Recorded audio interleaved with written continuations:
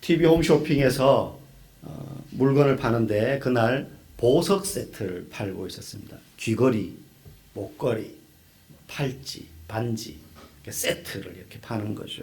그래서 막 띠링띠링 마감 임박 막 이러면서 이제 빨리 전화번호 눌러라 이러면서 쇼호스트가 얘기합니다. 엄청 비싼 보석 세트였어요.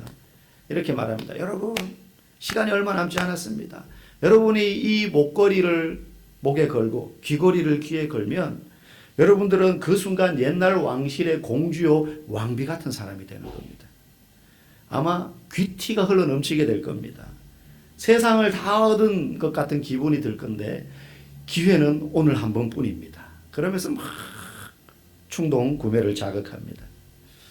여러분 가만히 듣다가 이런 생각이 들었어요. 야, 저거 누구라도 걸고 목에 차면 그런 기분이 정말 들까? 그럴 수 있겠죠. 근데 사실 그 귀걸이, 목걸이보다 그걸 하는 사람이 더 중요한 것 아니겠습니까? 그죠? 마태복음 7장 6절에 보면 거룩한 것을 개에게 주지 말며 진주를 돼지 앞에 던지지 말라라는 말씀이 있어요. 아무리 좋은 것도 그것을 받는 사람이 수준이 낮으면 댐댐이가 올바르지 못하면 사실은 보석은 보석 자체로 빛나겠지만 그 사람의 가치가 보석과 더불어서 덩달아 높아지는 건 아니라는 거죠. 그죠? 걸만한 보석보다 사실은 더 빛나는 사람이 되어야 되는 거예요. 근데 성경은 우리에게 뭐라고 이야기하느냐? 예수 믿는 우리를 향해서 너희들은 보석보다 더 빛나는 사람이다. 천하 무엇과도 바꿀 수 없는 가치가 있는 존재다라고 예수 믿는 사람을 향하여서 일컫습니다. 우리 옆에 사람과 한번 이렇게 인사해 볼까요? 당신은 보석보다 더 빛나는 사람입니다. 한번 보세요. 진짜 빛이 납니까? 아니면 눈에 아직 눈곱이 덜 떨어진 채로 여기 계신 분이 계신지 모르겠어요. 네. 세상은 계속해서 우리에게 그걸 가르쳐요. 이거 걸면, 네가 저기 올라가면, 네가 저 위치에 가게 되면 사람들이 너를 그런 사람으로 볼 거야. 사실 속에는 온갖 더럽고 추악한 게 많은데 회사 CEO 중역 의자에 막 벤츠 쫙 타고 다니면 너는 거기에 걸맞는 사람이 될 거야 라고 거짓말로 속삭입니다. 근데 모닝을 타고 다니더라도 그 사람이 중요한 거죠. 옷길리에 살더라도 그 사람이 중요한 거예요. 뭐 타느냐, 뭐 입느냐, 어느 자리에 있느냐. 그게 중요한 게 아닌 줄 압니다. 오늘 우리가 읽은 본문은 사실은 사도행전 3장에 있었던 사건에서부터 계속 이어지는 내용이에요. 3장에 무슨 사건이 있었느냐? 베드로와 요한이 제9시, 오늘 시간으로 오후 3시 좀 기도하러 성전에, 예루살렘 성전에 올라가다가 그 앞에서 구걸하는 거지를 봅니다. 그를 주목하여 보는데 보니까 그 사람이 그냥 거지가 아니고 태어나면서부터 단 한 번도 걸어보지 못한 장애인이었어요. 못 걷는 사람이었어요. 걸어본 적이 없어요. 사람들이 그를 들고 거기 성전 앞에 앉혀 놓으면 거기서 구걸할 수 있는 거예요. 구걸 다 하고 누가 그를 데리고 집에 갖다 놓으면 또 자는 거예요. 안 그러면 그냥 거기서 밤새는 거예요. 그 사람을 고쳐줍니다. 어떻게 고쳐주죠? 금과 은은 내게 없으나 내게 있는 것으로 너에게 내가 주노니 곧 나사렛 예수 그리스도의 이름으로 일어나 걸어라 하고 잡아 일으킬 때 그 사람이 일어나 걷게 되었죠. 이 사건 때문에 온 성에 소문이 다 퍼지게 됩니다. 난리가 났어요. 그런데 이 소문이 누구 귀에까지 들어가느냐? 오늘 본문에 등장하는 공회의원들. 공회라고 하면 그 당시 우리로 말하면 뭐 국회의원, 의회 같은 정도라고 생각하시면 돼요. 이스라엘의 의회. 그 의회를 구성하는 사람들이 제사장들, 또 서기관들, 사두개인들 뭐 이런 사람들로 구성되어 있거든요. 오늘 그 사람들이 모여 있는 자리에 베드로와 요한과 그리고 이들에 의해서 고침받았던 이 거지가 멀쩡한 모습으로 서 있는 거예요. 공회가 어떤 장소냐 하면 반원형의 이런 공간인데 의자가 층층이 돼 있어요. 아마 영화나 사진 같은 데서 그런 이미지 본 적이 있을 거예요. 그럼 그 위에 이런 사람들이 쫙 앉아 있는 겁니다. 제사장들, 서기관들, 사두개인들 쫙 앉아 있고 성전 맡은 자, 그러니까 성전을 지키는 사람들, 그런 사람들도 다 무기를 들고 서 있는 거죠. 그리고 그 아래 마룻바닥에 베드로와 요한과 이 거지가 서 있는 거죠. 굉장히 고압적인 분위기입니다. 그래서 막 취조하듯이 묻는 거예요. 죄를 지은 건 아니에요. 그런데 지금 이들이 붙잡혀온 이유가 뭐냐, 오늘 본문에 보니까 베드로와 요한이 이 거지를 고치고 난 다음에 사람들이 막 모여들었을 때 막 설교를 했거든요.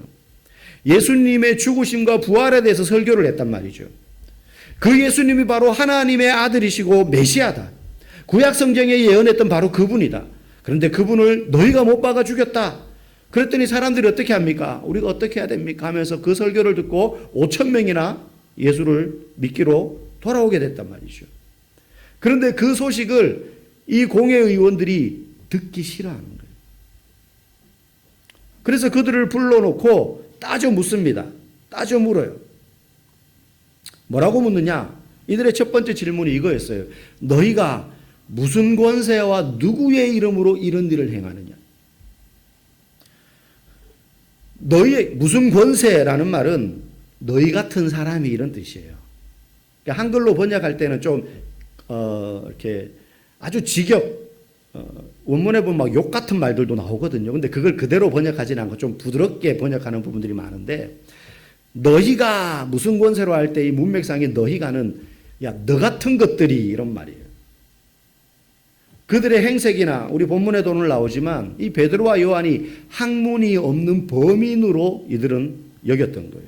실제 맞죠. 그러니까 학문이 없는 범인이란 말은 학교 문턱에도 못 가본, 가방끈 짧은, 못 배워먹은 무식한 인간, 이런 뜻이거든요. 그 당시에는 학문을 배웠다. 아주 소수 사람들만 갖고 있는 특권이었어요. 옛날에도 우리 여자들은 학교 가지 말고 공부해서 뭐 하냐, 시집 가서 살림만 잘하면 되지, 이런 시대가 있었잖아요. 이 당시 고대예요. 지금으로부터 2000년 전. 학문을 배울 수 있다는 건 굉장한 특권을 가진 소수의 사람들만 학문을 배울 수 있었어요. 그런데 딱 봐도 베드로와 요한은 자기들하고 다르거든요.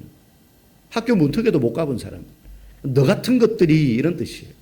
무슨 권세로, 이 말은 무슨 종류의 능력으로. 왜냐하면 이때 점을 치거나 마술을 행하거나 하는 사람들이 고대에도 이때도 있었어요. 속임수를 행하고, 이집트에도 애굽에도 구약 성경에 보면 출애굽할 때 마술사들이 바로 곁에서 비슷한 마법처럼 흉내를 내는 장면이 나오지 않습니까? 도대체 너희에게 무슨 그런 능력이 있냐, 이 말이에요. 딱 봐도 너 같은 것들은 그런 능력이 없을 텐데, 이런 뜻이에요. 그리고 누구의 이름으로 이런 일을 행하였느냐 할 때 누구의 이름으로, 이 말은 너희의 배경이 뭐냐는 거죠. 자기들은 스승이 다 있어요.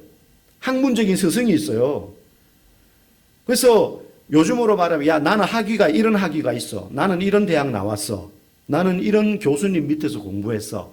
근데 너네는 뭐야, 너희들? 학교 문턱도 못 가보고 무슨 능력이 있는 것도 아니고 딱 봐도 너희 같은 것들이 어떻게 일을 행했냐, 이런 질문을 지금 던진 겁니다. 그런 학벌이 되냐? 그런 직위가 있냐? 누가 너희 뒤를 봐주냐? 백이 있냐? 그걸 지금 캐묻고 있는 거예요. 여러분, 이게 세상이 생각하는 권세의 실체예요.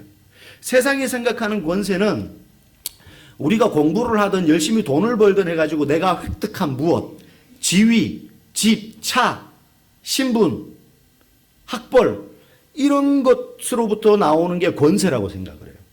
돈으로부터 권세가 나오고, 내 학위, 지식으로부터 권세가 나오고, 내가 처한 사회적인 지위에서부터 권세가 나온다고 생각해요.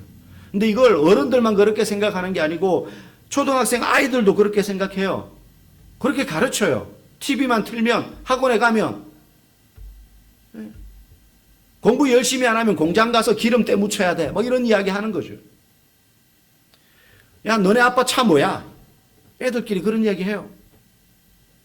어느 회사 다녀, 너네 아빠? 야, 우리 아빠 삼성 다녀. 이러면 이제 애도 어깨를 쫙 피는 거죠. 엄마도 어깨를 쫙 피는 거예요.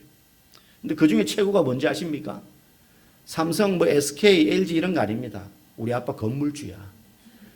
그러면 끝이에요. 뭐 학교 어디 나왔어, 회사 어디야 이런 거 필요 없어요. 우리 아빠 건물주야. 그러면 다 이제 우러러보는 거죠. 세상은 우리에게 끊임없이 그런 걸 가르쳐요. 너 어디 사냐? 옷길리가 어디야? 후사리가 어디야? 비웃는 거죠. 뭐 실제 비웃는 사람 못 봤지만 세상이 그런 가치관으로 바라본다는 겁니다. 그래서 지금 사도들에게 말하는 거예요. 너네 도대체 정체가 뭐냐? 너네 이런 거 할 만한 깜이 돼? 그런데 사도들의 권세는 그 백성의 지도자들이 생각하는 권세와 원천이 달랐습니다. 사도들이 이런 일을 행할 때 행할 수 있는 권세는 어디에서 나왔느냐? 예수 그리스도를 직접 경험한 데서 나오는 권세였어요. 예수님에 대해서 보고 듣고 그리고 예수님을 경험한 데서 나오는 권세, 다른 말로 하면 증인으로서의 권세, 증인. 오늘 본문 19절 20절 한번 같이 읽어보겠습니다. 베드로와 요한이 대답하여 이르되 하나님 앞에서 너희의 말을 듣는 것이 하나님의 말씀을 듣는 것보다 옳은가 판단하라. 우리는 보고 들은 것을 말하지 아니할 수 없다 하니. 지금 이 말씀이 어디서 나온 거냐면 막 따져 묻는데 이 베드로와 요한을 벌을 줘서 다시는 사람들 앞에서 뭐 예수가 어떠니 그런 얘기 못하게 만들고 싶은데 군중들이 본 거예요. 베드로와 요한이 이 걷지 못하는 거린을 말 몇 마디로 일어서서 걷게 하는 장면을 보고 베드로의 설교를 듣고 그들을 막 지지하고 있거든요. 그러자 이것들을 어떻게 해치지는 못하겠고 위협을 합니다. 너네 경고하는데 나가서 다시 한 번 더 이런 말로 백성들을 현혹시키면 그때는 가만히 안 둬. 겁을 막 줘요. 그러자 베드로가 요한이 이렇게 말하는 거예요. 하나님 앞에서 너희의 말을 듣는 것보다 하나님 말씀이 듣는 게 더 옳다는 거죠. 우리는 보고 들은 것을 말하지 않을 수 없다. 아니, 우리 나가서 계속 말할 거야. 왜? 우리가 봤거든. 우리가 들었거든. 예수님을 보고 예수님의 말씀을 우리가 들었거든. 우리는 증인이기 때문에 말하지 않을 수 없다. 지금 이들은 아주 용기 있게 이야기하고 있는 거예요. 여러분, 그 공회가 어떤 곳이냐? 불과 얼마 전에 예수님을 재판했던 곳이에요. 그게 1년, 2년, 10년이 지난 게 아니에요. 불과 한 두어 달밖에 지나지 않았어요. 그 예수님을 재판해서 죽이라고, 예수를 십자가에 못 박으라고 정죄하며 외쳤던 그 장소에서 지금 베드로와 요한이 쉽게 말하면 재판을 받고 있는 거예요. 거기서 그 공회에서 윽박지르는 겁니다. 너네 나가서 다시는 예수 이름으로 이런 설교하지 마. 그땐 가만히 두지 않겠어. 그런데 베드로와 요한이 아주 용기 있게 선포하는 거죠. 아니, 우리가 보고 들은 것을 말하지 않을 수 없다. 우린 나가서 또 말할 거야. 또 말할 거야. 정말로 용기 있는 행동 아니겠어요? 그럼 우리가 용기라고 생각할 때 착각하는 게 있습니다. 용기가 아닌데 용기라고 착각하는 게 있는데 그게 뭐냐면 위험이 직면했는데 그게 위험인 줄 모르고 씩씩하게 나아가는 거. 여러분, 그건 용기가 아니라 우리는 그런 사람을 도라이라 그래요. 가면 안 돼요, 그럴 때는. 진짜 용기가 뭐냐? 위험인 줄 알아요. 그래서 무서워요. 아무도 나서지 않아. 그럼에도 불구하고 나가는 거예요. 그러니까 무서운 줄 알고 나가는 거예요. 제정신이 아닌 게 아닙니다. 여러분, 다윗이 골리앗 앞에 설 때 무섭지 않았을까요? 다윗이 제정신이 아니어서 내가 쟤를 이길 수 있다고 생각했겠습니까? 누가 봐도 상대가 안 되는 거잖아요. 근데 믿는 구석이 있었던 거죠. 너는 칼과 창과 단창으로 내게 나오지만 나는 네가 욕하는 만군의 하나님 여호와의 이름으로 나간다. 다윗이 뭘 믿었던 거예요? 나를 믿었던 게 아니고 나와 함께 계신 하나님을 믿었으니까 무서워도 갈 수 있었던 거죠. 그게 영적 용기예요. 다니엘이 사자굴 앞에 있었을 때, 여러분, 사자가, 굶주린 사자가 으르렁거리고 있는데 그거 안 무서운 사람 누가 있습니까? 동물원 가면은 철창 안에 갇혀있는 사자들 보면 되게 불쌍해 보이잖아요. 만약에 아이고 저 사자 힘도 하나도 없어 보이고 정말 불쌍해서 철창 안으로 확 뛰어넘어 들어간다. 여러분 무섭지 않겠어요? 날 잡아 잡수시오 하는 것 아닙니까? 무서웠겠죠. 무서웠겠죠. 그럼에도 불구하고 나와 함께 계신 하나님을 믿기에 한 걸음 내딛는 그것이 성경이 말하는 믿음의 용기인 거죠. 오늘 본문 13절에도 이런 표현이 나와요. 우리 같이 한번 읽어보겠습니다. 그들이 베드로와 요한이 담대하게 말함을 보고 그들을 본래 학문 없는 범인으로 알았다가 이상히 여기며 또 전에 예수와 함께 있던 줄도 알고. 아멘. 그들이 지금 이 공회 앞에서 베드로와 요한을 겁박하는 이 재판관들, 신분 높은 사람들, 똑똑한 사람들, 이 사람들이 베드로와 요한이 아까 말씀드린 것처럼 학문 없는 범인, 자기들과 다르게 못 배워먹은 평범한 사람, 학교라고는 문턱에도 물론 그때 학교는 없었지만 스승 밑에서 다 배우는 거였죠. 도제식이었으니까. 그런 거에는 근처도 못 가본 지 이름 석자나 겨우 쓸 줄 알까 싶은 그런 사람인 줄 알았는데 담대하게 말하는 거예요. 그래서 처음에는 베드로와 요한이 누군지 몰랐다가 이야기하다가 이상하다 이 사람들이 어디서 이 장면을 본 것 같은데 싶은 거죠. 보니까 얼마 전에 이들이 예수를 재판했거든요. 그 자리에서. 예수님도 학문 없는 범인이었어요. 예수를 무식한 사람이라고 생각했단 말이죠. 그 장면이 오버랩되면서 누군지 알게 된 거예요. 전에 예수라는 사람과 이들이 같이 있었던 것 같은데.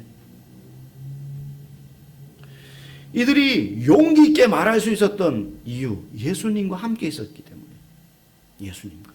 그래서 담대하게 말할 수 있는 것. 다시 말하면 증인이기 때문에 이들은 담대하게 외칠 수 있는 거예요. 증인. 예수님을 만났고 그분에게서 말씀을 들었고 그분이 십자가에 못 박히시는 것을 보았고 거기서 끝이 아니라 그분이 부활하신 예수님을 다시 만났고 그분이 하늘로 승천하는 것을 보았기 때문에 증인이기 때문에 담대하게 말할 수 있는 것입니다. 두 번째 이들이 이렇게 담대하게 이들 앞에서 예수님에 대해서 말할 수 있었던 이유가 뭐냐? 14절 말씀입니다. 우리 같이 읽어볼까요? 또 병 나은 사람이 그들과 함께 서 있는 것을 보고 비난할 말이 없는지라. 아멘. 베드로와 요한만 봐도 그런데 그들 옆에 누가 서 있어요? 네, 그 거지. 나면서부터 한 번도 걸어보지 못했으나 베드로와 요한의 외침에 의하여서 나사렛 예수의 이름으로 일어나 걷게 된 그 사람이 옆에 서 있는 것을 보고는 뭐라고 비난을 못하는 거예요. 무슨 말입니까? 증거가 있었던 거죠. 그냥 베드로와 요한이 말만 담대하게 외치는 게 아니라 증거가 있는 거예요. 그들은 증인이었을 뿐만 아니라 그들이 증인으로서 맺은 열매가 있었어요. 예수의 이름으로 일어나 걷게 된 사람, 그 성전 문 앞의 거지, 매일매일 그 앞에서 쭈그리고 앉아서 구걸하던 그 사람이 멀쩡한 모습으로 서 있는 걸 이 공회 의원들도 보니까 비난할 말이 없는 거예요. 그래서 겁주고 윽박지르고 풀어줄 수밖에 없었던 겁니다. 여러분, 우리는 예수 믿는 사람은 증인입니다. 부활하신 예수님을 믿는 사람들이에요. 십자가에 못 박혀 죽은 예수님만 믿는 게 아니, 동시에 그 증인에게는 뭐가 있어야 되느냐? 증거가 있어야 됩니다. 예수 믿는 자로서의 열매, 내가 예수 믿는 자라는 증거, 누군가에게 저는 맑은샘 농산교회 다닙니다 라고 내가 말하고 주장하는 것 외에 그런 말 하지 않더라도 모든 사람들에게 내가 예수 믿는 사람이다 라는 것을 나타낼 수 있는 열매가 우리에게 있어야 되는 거예요. 질병이 치유되고 기도가 응답되고 전도의 열매로서 나를 통해서 예수를 믿게 되는 영혼 구원의 열매, 말씀을 믿으며 그 믿음대로 내가 살아낼 수 있는, 살아가는 그 삶의 말씀의 열매, 그런 증거가 우리에게 있어야 되는 것이죠. 그래서 그리스도인은 말만 하는 사람이 아니라 증거를 남기는 사람이에요. 증거를 남기는 사람. 초대 교회 로마 황제들 가운데 대대적인 기독교에 대한 박해를 했던 여러 황제들이 있습니다. 트라이안이라든지 우리가 잘 아는 네로라든지 그들이 왜 박해를 했느냐 하면 로마가 제국을 건설하기 위해서 다른 민족을 징벌할 때 무자비하게 징벌해요. 로마 군인 그러면 감히 얼굴을 들어 그 눈도 못 마주칠 만큼 공포로 제압을 합니다. 어느 순간 기독교인들, 그리스도인이라고 불리는 사람들이 점점 많아지자 왠지 로마의 위협이 될 것 같아요. 더군다나 이들은 황제를 신으로 숭배하지 않는 사람들이. 그래서 이들을 박해하기 시작해요. 왜? 그들이 항상 그걸로 성공했기 때문에. 그런데요, 로마의 박해와 핍박 아래 굴복하지 않은 민족이 없었는데 수많은 그리스도인들을 찾아내가지고 집집마다 다니면서 색출하고 신고하는 사람에게는 포상을 합니다. 그래서 그리스도인들을 찾아내가지고 원형 경기장에 몰아넣어가지고 장작처럼 불태워 죽이고 굶주린 동물 풀어가지고 물려 죽게 만들고, 제가 몇 번 언급했지만 말할 수 없는, 네로는 그리스도인 묶어가지고 머리에 심지 꼽아가지고 불 붙여서 횃불로 썼어요. 로마 전역을 밝히는. 그렇게 죽이고 핍박하는데 그리스도인들이 숫자가 줄지 않아요. 잡혀드는 숫자가 줄지 않아요. 아무도 부인하지 않아요. 오히려 그리스도를 위하여 내가 죽을 수 있는 게 영광이다. 그러면서 수많은 그리스도인들이 죽어가면서 믿음의 고백을 하면서 죽어가요. 결국에는 핍박을 하다가 핍박을 멈추게 됩니다. 나중에는 기독교가 로마의 국교가 되지 않습니까? 여러분, 그리스도인은 말만 하는 사람이 아니라 증거를 남기는 사람이에요. 저와 여러분이 이 땅을 살면서 그런 증거를 많이 남기는 증인 되기를 주의 이름으로 간절히 축복합니다. 그런 사람이 담대하게 자신의 믿음과 예수님을 드러낼 수 있고, 히브리서 말씀에는 이런 사람을 세상이 감당치 못한다라고 말해요. 그리스도인은 예수 잘 믿어서 돈을 많이 벌어서 열매 남기는 사람이 아닙니다. 예수 잘 믿었더니 우리 자녀가 좋은 대학 갔다, 그렇게 열매 남기는 사람이 아닙니다.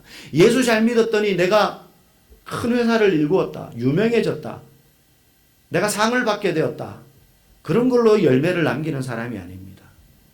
저와 여러분은 이 세상에서 개인의 업적과 발자취를 남기는 것이 아니라 복음의 증인으로 살아서 증거를 남기는 인생을 살아야 되는 사람들인 줄 믿습니다. 서울 합정동 양화진에 가면 외국인 선교사 묘원이 있습니다. 가보신 분들 꽤 있으실 거예요. 다리 하나 길 건너면 천주교 성지인 절두산 성지가 있고 붙어서 양화진 선교사 묘원이 있습니다. 거기에 가면 145명의 외국인 선교사와 그 가족이 묻혀 있어요. 145명. 그 중에 남녀 선교사가 90명이고요.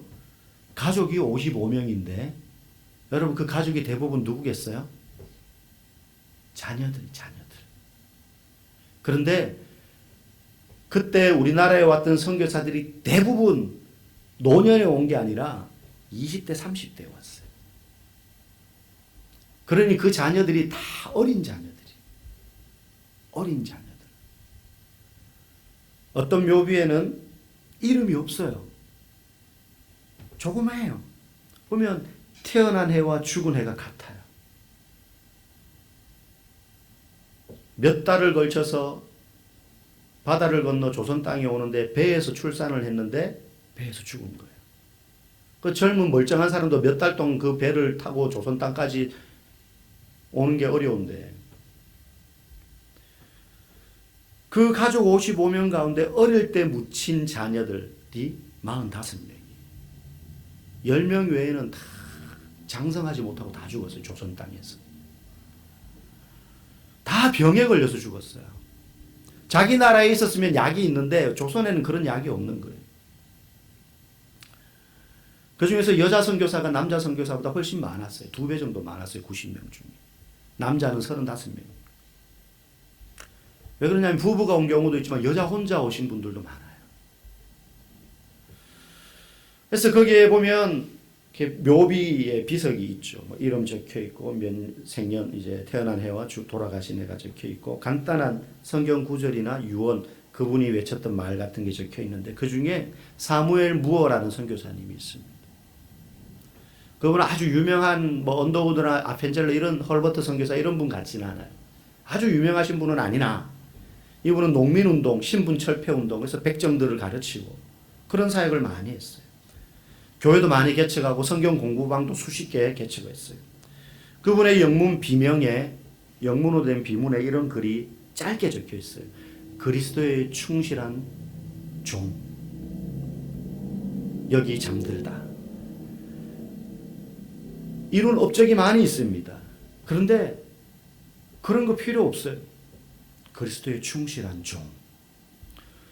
세상 사람들은 선교사님 그러고 뭐라 그러고 그분이 이런 일을 했고 다 길이지만 좋은 일이지만 사실 그의 정체성은 뭐예요? 그리스도의 종이다.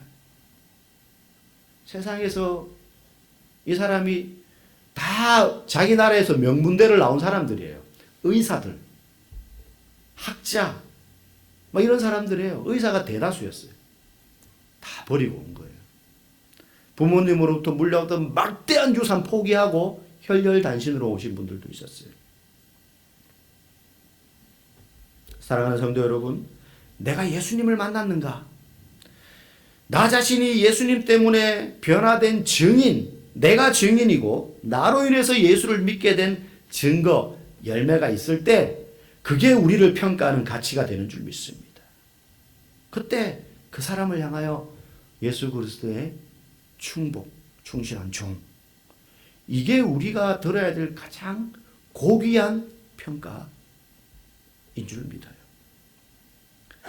증인으로서의 성도는요, 세상의 기준과는 다른 기준으로 성공한 사람입니다. 성경에 보면 모세라는 사람이 나오지 않습니까? 그는 실패자였습니다. 왕자로 있을 때 실패했어요. 살인자가 되었고 광야로 도망갔고 낙오자였어요. 하나님이 그를 80세가 되어서 다시 부르실 때 5번이나 거절합니다. 저는 못해요. 저는 늙었어요. 저는 말도 못하고 힘도 없어요. 아는 게 없어요.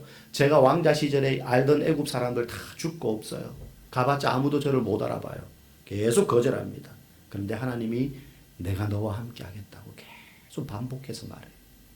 결국 그는 이스라엘 백성을 애굽에서 구원해내는 큰 일을 행합니다. 그런데 그 위대한 지도자 모세가 죽고 난 다음에 그 뒤를 이어 여호수아라는 젊은 지도자를 하나님이 세우세요.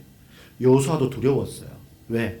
모세가 너무너무 위대했기 때문에 나 같은 젊은 사람이 어떻게 이 수많은 민족을 이끌고 가나안 땅에 들어갈 수 있을까? 너무너무 두려웠는데 그 두려워하는 여호수아에게 하나님은 모세에게 했던 말씀과 똑같은 말씀을 하세요. 내가 모세와 함께 했던 것처럼 너와도 함께 하겠다. 너와도 함께 하겠다. 여러분, 그리스도인으로서 가장 큰 복이 뭐냐? 제일 큰 성공이 뭐냐? 예수 믿었더니 내가 세상에서 이런 사람이 되었소가 아니라 하나님이 나와 늘 동행하는 인생을 살게 되었습니다. 여러분, 그게 가장 큰 복이에요. 그래서 예수 믿는 사람 장례식 할 때 가보면요, 그 가족들이 병으로 돌아가셨던 사고로 돌아가셨던 인간적으로 헤어짐에 슬픈 마음은 있지만요, 장례를 치르면 치를수록 마음에 평안함과 기쁨이 있는 걸 봐요. 왜? 우리 아버지, 우리 어머니, 우리 형님, 우리 부모님 평생을 예수님과 함께 했고 천국에 갔다. 이 믿음이 있으니까 슬픔도 있지만 동시에 기쁨이 우리 안에, 소망이 그분들 안에 넘치게 되는 겁니다. 그러므로 성도의 정체성은 내가 얼마나 이 세상에서 성공했느냐, 얼마나 능력이 많으냐, 이게 아니라 내가 날마다 예수님을 만나고 있는가, 내가 그분과 항상 동행하고 있는가, 이것이 저와 여러분의 성공된 인생이 되는 줄 믿습니다. 여러분, 예수님을 경험해야 됩니다. 저와 여러분들은 예수님을 만나야지 성공하는 사람들입니다. 여러분, 예수님을 경험한다는 게 뭡니까? 복음을 믿는 거예요. 말씀을 읽고 듣는 거예요. 그 말씀을 믿는 거예요. 여러분, 우리 12절 말씀 같이 한번 읽어보겠습니다. 다른 이로서는 구원을 받을 수 없나니 천하 사람 중에 구원을 받을 만한 다른 이름을 우리에게 주신 일이 없음이라 하였더라. 다른 이로서는 구원, 여기서 말하는 게 무슨 뜻이에요? 예수님 외에는 구원받을 만한 다른 이름을 준 적이 없다. 이걸 믿고 이걸 전하는 사람이, 그 사람이 예수님 안에 거하며 예수님을 경험하는 증거가 되는 거예요. 내가 예수님을 믿는데도 예수님을 전하지 않는다. 제가 한 며칠 전에 주중에 되게 쌀쌀했는데 아침에 출근을 했더니만 그늘이 져 있는데 추운데 외국인 3명이 교회 앞에 있는 거예요. 우리 교회 왔나 싶어서 이제 주차하고 보니까 옆에 옷가게에 옷 사러 온 거예요. 근데 아직 문을 안 열었어요. 문이 닫혀 있는 거예요. 그 3명이 남자 한 분이랑 여자 2분인데 보니까 새카매요. 그래서 아프리카 사람인가 이렇게 생각하고 있는데 되게 추웠거든요 그날. 막 이분도 막 패딩 한겨울 복장을 하고 있는 거예요. 그래서 제가 이렇게 쳐다보다가 이제 눈도 좀 마주치긴 했는데 저한테 오더니 이렇게 묻는 거예요. 약간 띄엄띄엄 한국말로. 문 언제 여냐고 여기.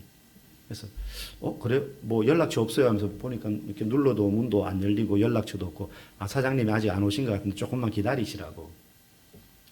그러면서 이제 들어갔다가 제가 너무 추운 것 같아서 율무차를 이제 3잔을 타서 갖다 주고는 대화를 좀 해서 어디서 왔냐, 스리랑카에서 왔대요. 온 지 이제 한 3년 됐고, 뭐 쟤는 일 안 한다고. 쟤는 일 안 하고 남자친구가 일하는데 따라왔다 그러고, 쟤는 일하고 어디서 일하냐 그러니까는 뭐 인쇄소에서 일한다고. 그래서 어디 사냐 그러니까 저희 동네 살아요. 옥길리 산다고. 아 그러냐고. 나 부영 오차 산다고. 부영 그러면서 이제 부영 사세요. no 이러면서 부영 아니라고. 대화하다가 이제 여기 뭔지 아냐고. 여기는 옷가게인데 이 건물은 뭔지 아냐 이게 보더니 잘 모르겠대요. 우리 앞에 십자가가 걸려 있잖아 1층에. 저게 뭔지 아냐고. 그러니까 그러면서 아는 거야. 교회 이러는 거예요. 그래서 여기 교회라고. 그래서 일요일 날 여기서 점심 먹고 하니까 가서 예배 드렸으면 좋겠다. 시간이 되면 오라. 일요일도 일해요. 일요일도 외국인들 보면 대부분 일요일 날 많이 일하거든요. 한국 사람은 쉬는데 일 안 할 때 꼭 한번 오라고요. 네 그러면서 율무차 맛있게 먹었다고. 여러분 우리가 예수를 믿게 되면 증거가 돼야 되죠. 증인의 삶을 살아야 되는 거죠. 여러분 베드로와 요한은 위협 가운데서도 예수를 전했어요. 저와 여러분 주변에 있는 사람들에게 그렇게 예수를 전함으로 증인의 삶. 천국 가기 전에 나 때문에 예수 믿게 된 사람 한두 사람쯤은 있어야 되지 않겠습니까? 그런 증거, 열매를 남기시는 예수를 경험한 여러분 되기를 주의 이름으로 간절히 축복합니다.